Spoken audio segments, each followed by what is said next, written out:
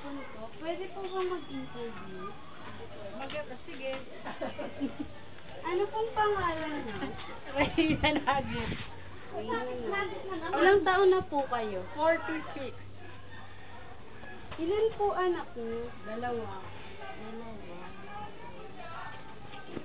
Ano pong trabaho o pinagkakakitaan niyo po?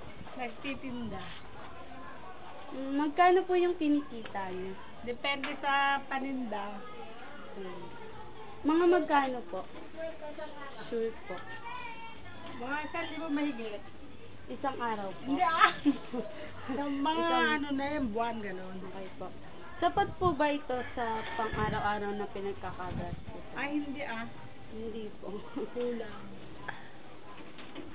Ano pong dapat na solusyon or mga ginagawa nyo para masolusyonan po yung pagkakakulang po ng... Kailangan mag-isip pa ng ibang trabaho.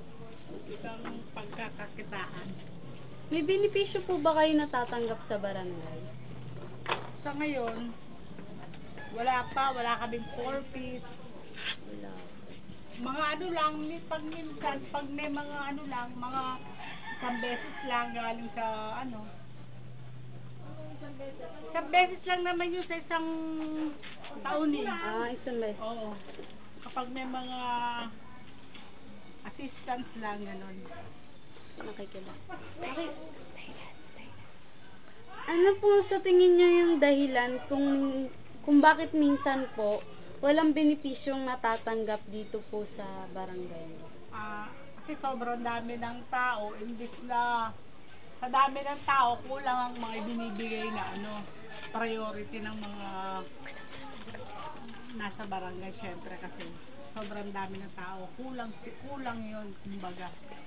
Ano po dapat nyong gawin para makatanggap ng benepisyo? Makatanggap po ng benepisyo. Hindi kailangan lumapit na lang sa barangay na at sabihin na kailangan ng mga benepisyo. Nakikilaw po ba kayo sa mga programa? Oo, Katulad po ng mga kababaihan, ano pa po? mga Libre gupit. ha? Libre gupit. Basta lahat na binibigay ng ng barangay. Ano pong mensahe nyo sa barangay? Sana magpatuloy pa sila sa pagtulong sa mga mahihirap.